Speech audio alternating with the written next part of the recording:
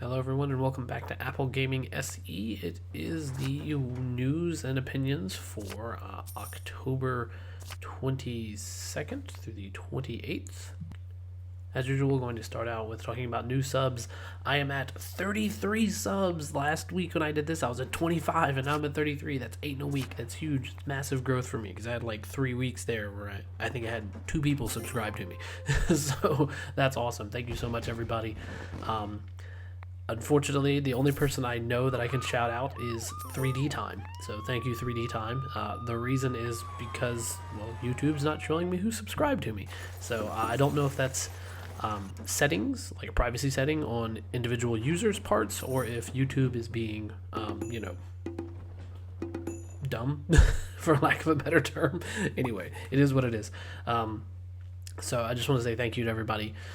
Again, small channel, still growing. I appreciate you all so much. My next goal is 40 subs, so I'm 7 away, and I really appreciate every subscriber that I get. Now, into the news proper. So this week is going to be a big week, and a big part of this episode is going to be talking about the rumors for the Scary Fast event tomorrow night. So in about 3 hours from now, from the time I'm recording this, we will be seeing what is going on at the Scary Fast event. So, starting with our first article is from Mac Rumors, titled Apple event next week likely to emphasize high-end gaming on Mac. Basically, the rumors are going around that they're choosing 5 p.m. Eastern or Pacific time, 8 p.m. Eastern time, because those are going to be during normal working hours in Japan. So 8 p.m.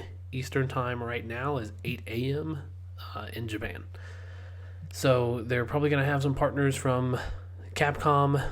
Sony is also speculated. Kojima has already talked about Death Stranding being a big AAA title for the iPhone. So Capcom, Sony, Kojima, all likely to make an appearance. Wouldn't be surprised if we see Genshin Impact and Honkai Star Rail developer Hoyoverse there.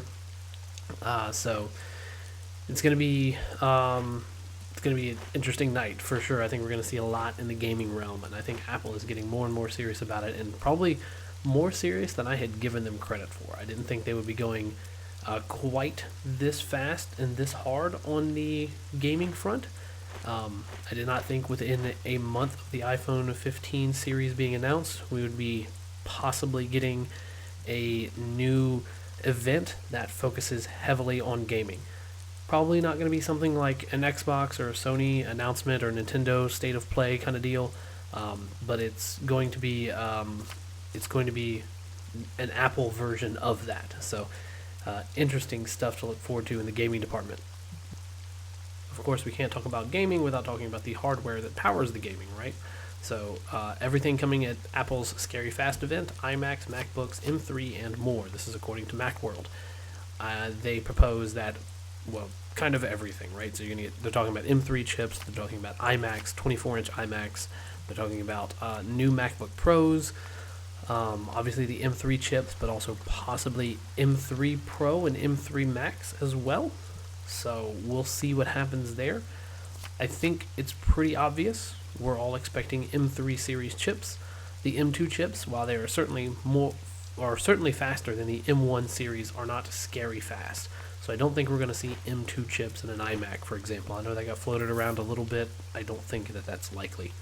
So surely whatever we're being shown is going to be a big improvement. With the focus on gaming, this might pertain to the GPU, the Scary Fast moniker. Macworld is positing up to 40 GPU cores in the M3 Max. If it's the same GPU tech that we've seen in the A17 Pro, we're looking at massively improved ray tracing.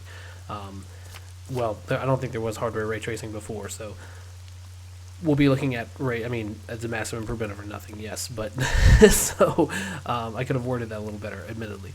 But we're going to see I think we're going to see very good ray tracing performance for the amount of power we're going to be pulling from these chips. I don't know if I would put money on the M3 GPUs being able to beat like NVIDIA's RTX high, the high end of like the 4000 series or even the 3000 series, but I could believe that they'll probably have performance looking around the mid-range of the 3000 series, 3050, 3060. I could probably see that being a reality for Apple. This is going to be first generation tech for them, so I would encourage you to not get your hopes, don't set them too high, right? Like we don't want to overhype ourselves and be disappointed. So this is just me saying, hey, check your expectations a little bit on that. Macworld also has an article that says 3 reasons why Apple's Scary Fast event could be an eerie disappointment. And for me, there's not much to say here other than it could be bad timing, right? And that because this is going to be so late in the evening for the majority of the country, the M3 isn't going to be as big of an improvement as people are hoping. So the performance isn't going to be as big as they want, and they are doing it late, so it's not going to get a lot of press coverage.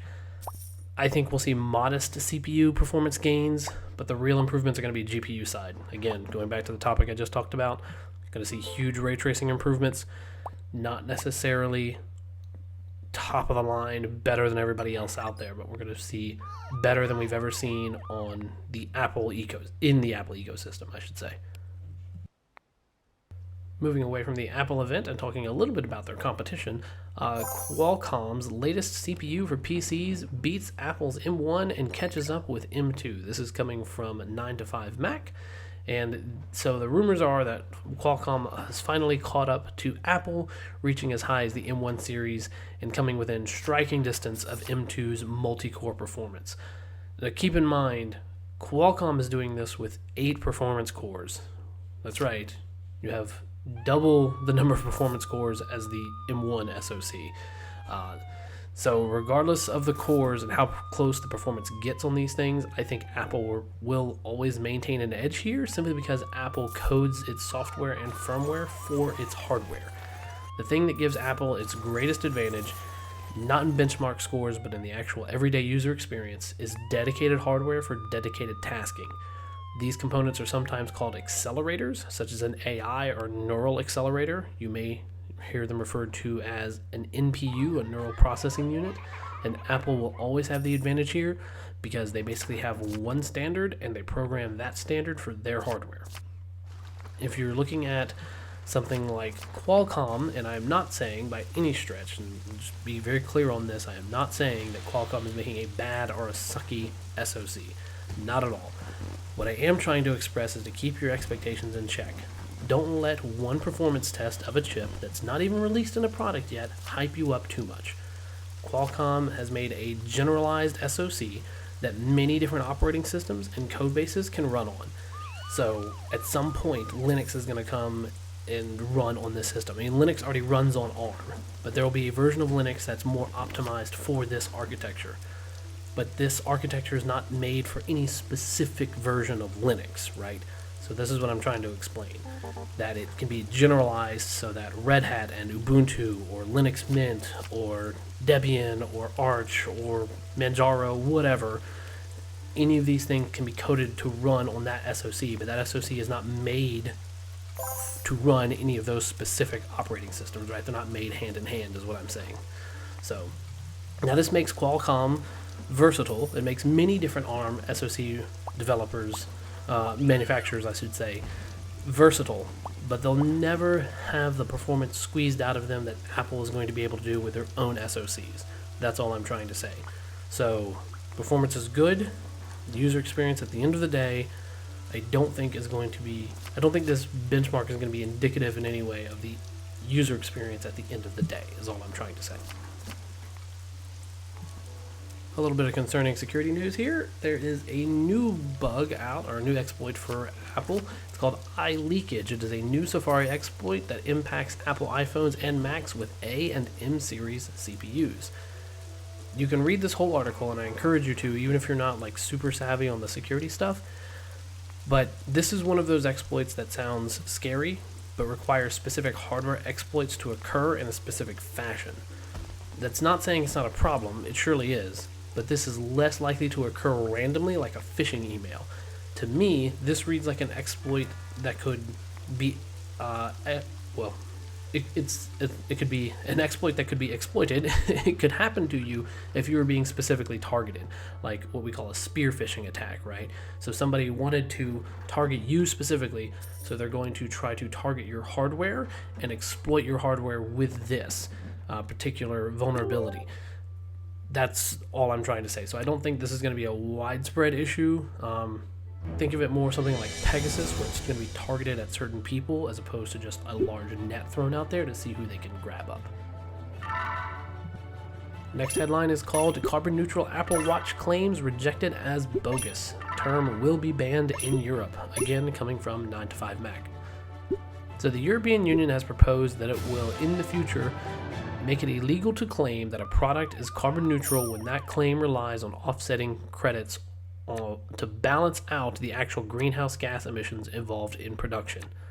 And this is, I totally am 100% behind this. So EU doesn't do a lot of stuff that I like, but this is one thing I do like. I believe that corporations being able to buy quote-unquote carbon credits is a sham.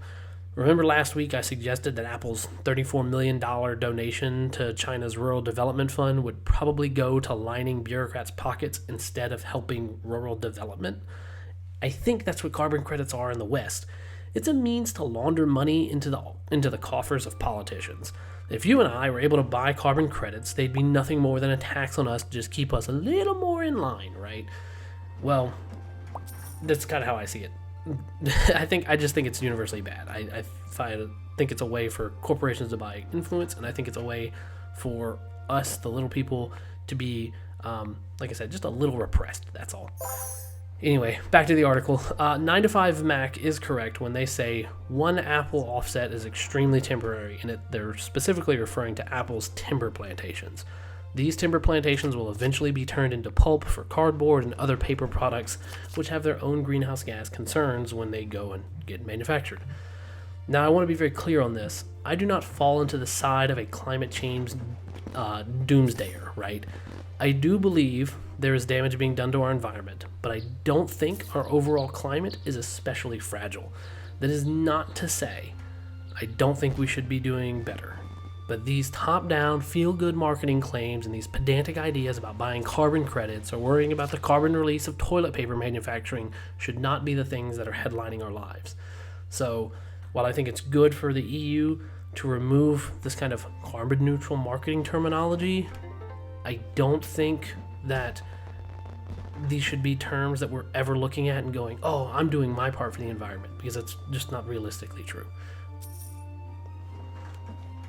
So last we have two articles that kind of go hand in hand. It's a 9to5Mac article that connects to a Yahoo Finance article. And the Yahoo Finance article says that Apple to make tools and parts to fix phones, computers available nationwide, according to the White House. So the short version is that Lael Brainerd, who's the director of the National Economic Council, has made the announcement that by Apple endorsing California's right to repair law, they are ready to make parts, documentation, and tools available to everyone across the country. The U.S. has 4 states that have already passed right to repair laws, with 30 more having introduced legislation for similar requirements. Which is great, and on a personal level, I have to express disappointment in my state of South Carolina, as we have only proposed a legislation for powered wheelchair repair. Our northern brothers in North Carolina have done the same thing, but only for medical equipment OEMs, so it's definitely not a digital right to repair act. This isn't a universal movement yet. Here's hoping that Ohio, Oklahoma, and Oregon, who've gotten theirs passed, or are in the process of getting their digital repair acts passed, that'll trickle out a little more here to the East Coast. I don't like to give New York much credit for anything, especially since they're still holding some of my taxes when I didn't work in that state. They got this right. The requirement to have digital electronics OEMs make all of these things available to us for a reasonable price, I think is a good thing. I'm glad they're not dictating what a reasonable price consists of. I think that should be left to the market, but I'm glad that they are allowing us to at least have the option of saying, I'll do it myself, or I'll go to a smaller shop to do it.